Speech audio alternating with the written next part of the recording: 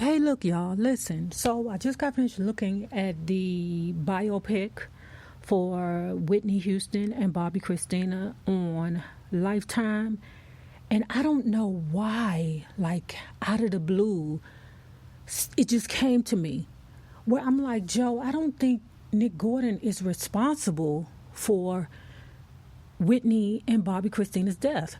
No, I don't think so. I think...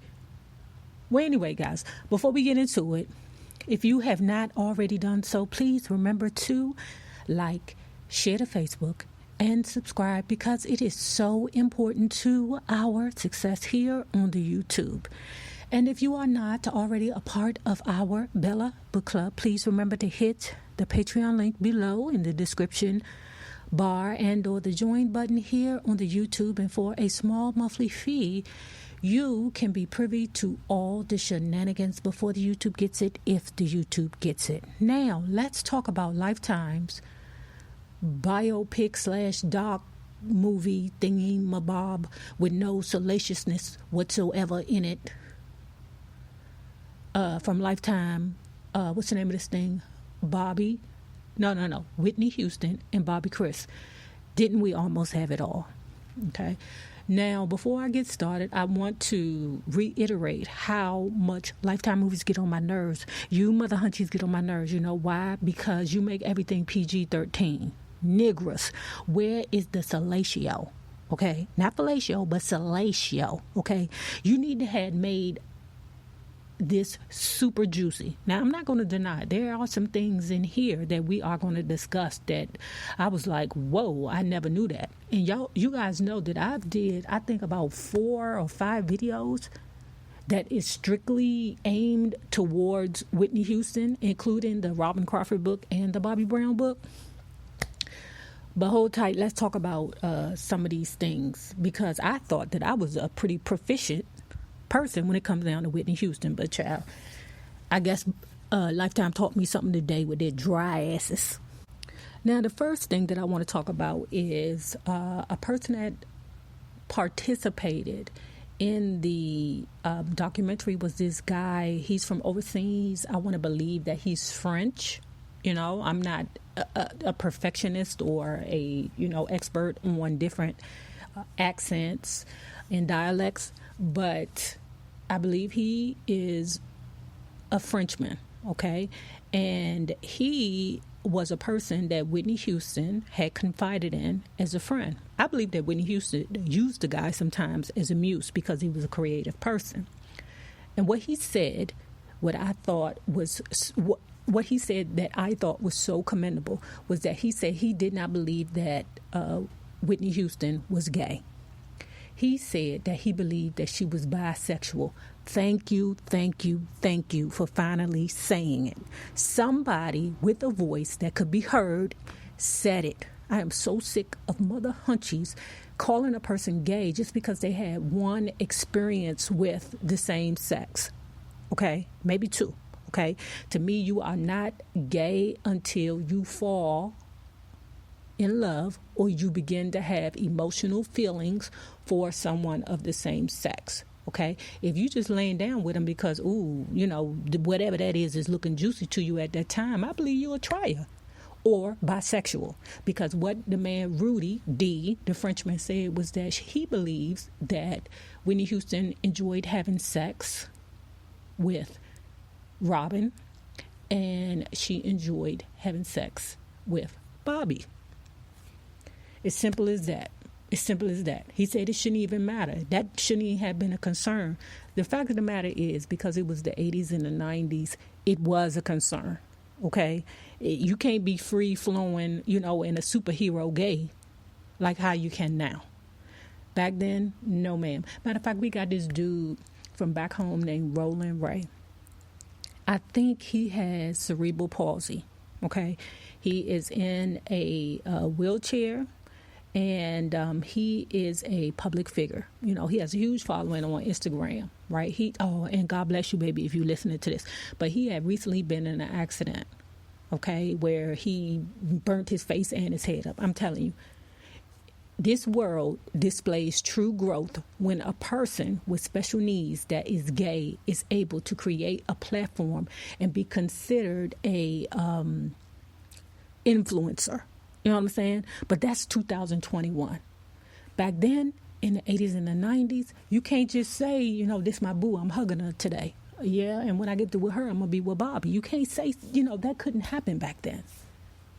The next thing, do y'all remember when Whitney Houston went to or performed at the tribute for Michael Jackson? Okay, she did it because she loved him, you know, and she felt like their lives mirrored each other, okay, because they had been in the business a long time. So Michael Jackson was her friend.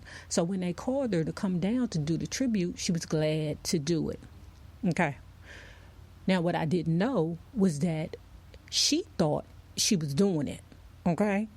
When she got there and she was doing that little skip thing that she do when she happy and showing off, she thought she was doing it. No, ma'am. No, ma'am.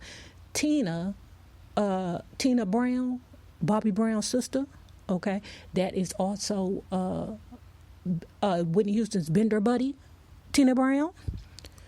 She said when they headed to the party, they was like, yeah, you look good, Whit, you look good. Until they seen the pictures afterwards and her frame was gaunt. Don't play with me with the words. Yeah, I be ignorant like I don't know what sometimes, but don't play with me with words. The University of the District of Columbia made me write too many goddamn papers for me not to have a vast vocabulary. A lot of times I just be playing, trying to be funny, so I'm not ignorant. When people be like, did you graduate high school? Yes, I graduated high school and college, bitches. I did. It's just sometimes I just, you know, my funny and my intelligence don't work too well together.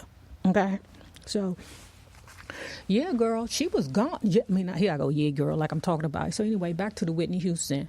Okay, that lady looked like she had on a dress or a costume from Tarzan and Jane, okay, because that's what it looked like to me. She looked like Jane's bones. That's what she looked like from Tarzan and Jane. She looked like she had like a cave outfit on. It wasn't that. It was a banging ass dress. It was just the fact that's how she made the dress look like it was some kind, like it was rags almost, because her body was so emaciated. Don't play with me with the words, y'all. Don't play with me with I'm with the bullshit today. I mean, that just killed me. Like the whole audience is looking at Whitney Houston flabbergasted, like, because they are so like in shock and awe about how her frame was. And Whitney Houston is just up on stage doing her thing. Child bang. The next thing.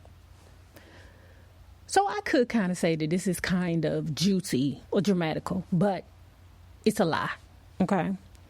So what Bender buddy Tina Brown said, because you know she's a participant in this show, she said that when that drug den picture came out on the front of Inquirer magazine, it was strategized between her and Whitney Houston.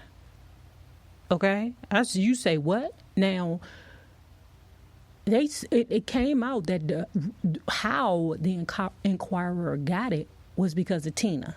Okay, Tina was looking for money, so she took a picture and sent it. Or somebody took a picture, whether it was Tina, whether it was Pat, whatever, whoever it was, but somebody sent a picture. But it was ultimately a scheme conjured up by Whitney and Tina because they felt like they needed to do this. They needed to put their drug use on display so that they could get help. Bottom line, Tina says that Whitney told her, this is what you're going to do. You're going to take a picture of my bathroom and you're going to send it to the Inquirer. Now, the only way that I could believe that to be true is if Whitney needs some money. Look, Tina, you know, because, you know, pipeheads will do crazy shit to get money. You hear me? I see her saying, you know, if this is true, look, Tina, look, I need you to take this picture down to the Inquirer, get some money for it, bring it back so we can buy some more. Whatever it is that we want, okay? So when she said that she was crying out for help. I'm like, crying out for help? Nigga, just say help. You ain't got to put all your drug use on display, even though the whole damn world knew that Whitney was getting down, but damn. So another thing that I did not know, that above all, Whitney Houston just wanted to be a housewife. You know, I could truly, truly see that when you get what you want in a relationship, because, you know, sometimes the women that seek out bad boys, you know, it's just something about when you have a vulnerable bad boy. It's just something about that. You know, you just feel as a woman fulfilled. You know what I'm saying? When you can get a bad boy to act right, you know? And then you realize, girl, them bad boys ain't nothing but a hard time and another bill, okay? But Whitney was able to, I guess, roll with Bobbi Brown and afford that lifestyle. So it wasn't a problem to her. But so I see her being happy with Bobbi Brown, however tumultuous it is, however volatile it is, however it is. I see her being happy with her and Bobbi Kristina for the rest of her life. The next thing is, while Whitney was in a rehab in Georgia, she tried to escape.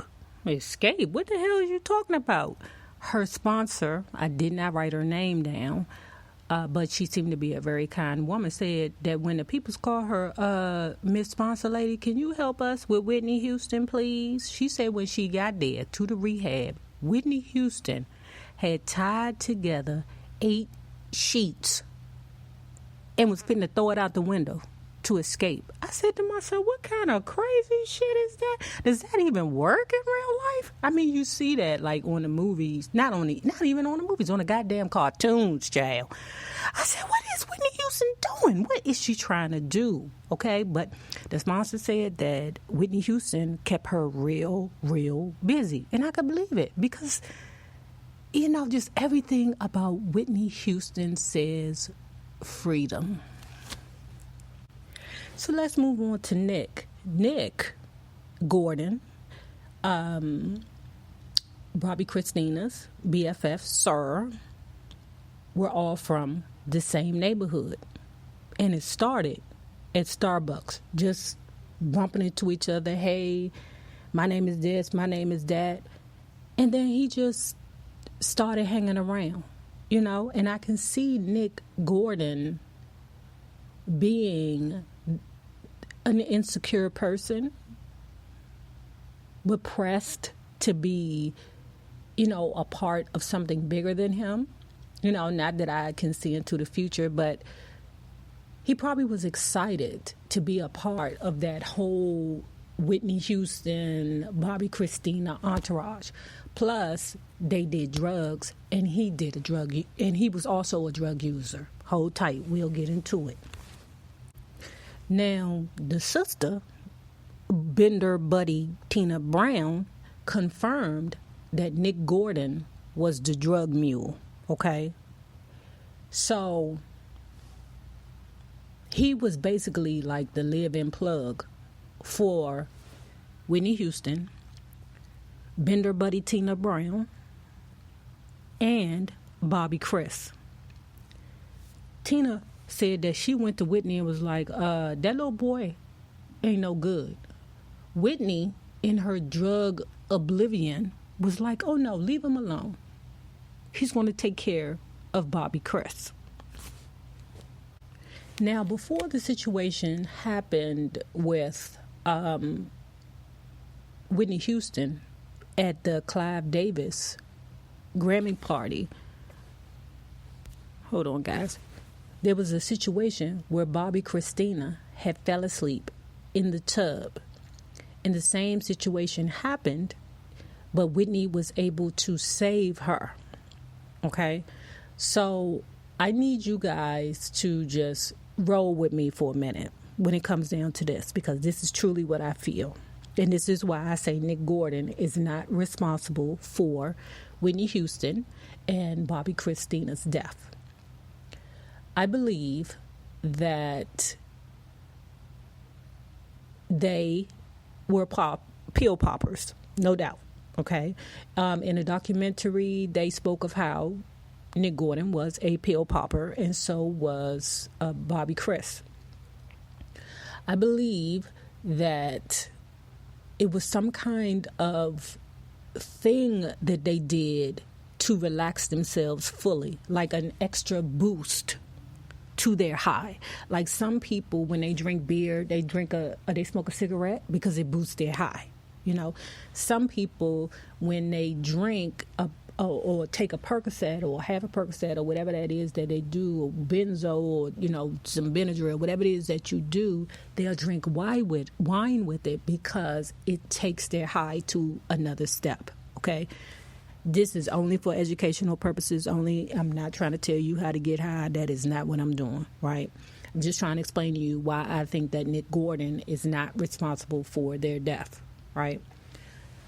I believe that it was some kind of act that they did to enhance their high or to relax even more, because water is soothing to a lot of people, okay? I believe that they got in a tub to relax, okay? Because a lot of women do. We love to take, you know, bubble baths, and it's not uncommon for a woman to fall asleep in a tub, even without, you know, things like wine or liquor or drugs or anything like that, especially when you had a hard day. It's easy to do. But when you take some kind of pill on top of it, you know, I can see you slipping so far under, you know, like when you're out that you can easily drown yourself. You know what I'm saying? And I believe that that's something that Whitney and Bobbi Kristina did regularly. You know what I'm saying? Like, I believe to relax themselves or to take a break, they would pop a pill and go to sleep in a tub. That's what they just did to relax themselves. Don't look at me like I'm crazy. Don't think I'm out of my mind, because women do it all the time, okay?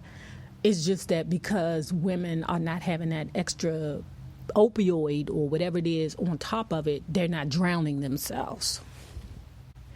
Moving on to the next thing that I did not know was that she asked her sponsor, the same one that caught her with 8 bed sheets tied together, ready to throw out the window, to come to LA with her for that party for Clive Davis. She also asked, Bender buddy, Tina Brown, to go too. So I don't know what she was trying to do. I don't know if she was trying to get high again or recover, child. I don't know. But they say that she was clean at that time. Now, after Whitney Houston's death,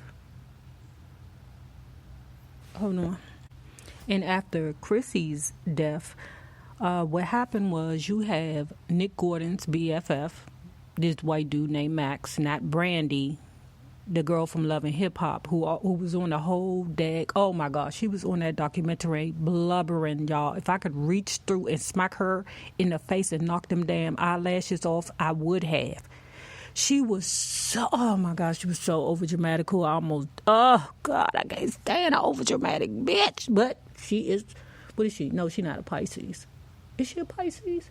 I don't know, but you know, sometimes them damn, oh my God, them water signs and them earth signs, child, you be like, Strange, oh, your acting is fabulous. No, it don't be acting, they be wholeheartedly emotional, but you just be like, yes, God, yes, oh my God, I can feel it, I feel it. But anyway, on the day of Bobbi Kristina's death, the best friend of Nick Gordan, Max, found her body. Max, Bobbi Kristina, and Nick Gordan were all in there in the townhouse that they used to live in. Oh, speaking of that, child, why were we just looking at a condo in the same community as the townhouse out there in Sandy Springs that they was living the same thing? When I tell you that daggone community is all of it and a bag of chips, Do you hear me? Oh my God, that community is wonderful. So to think that Whitney Houston still lived there, oh yeah. But it was strangely like affordable. It was affordable. It was like 350 or 70,000. Yeah, 370. Was it 1 or 2 bedrooms? It was a one. It was just, anyway, I'm going to let, fuck that. Forget all that dumb stuff.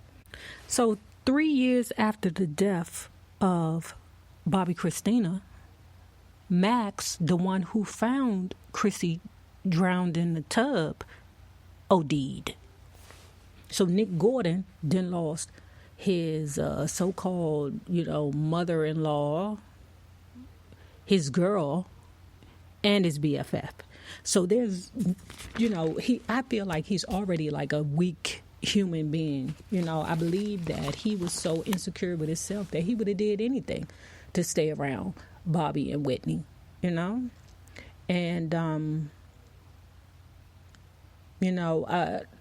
one thing that I will say also about Bobbi Brown, a lot of people don't understand why Bobbi decided to sue Nick for wrongful death.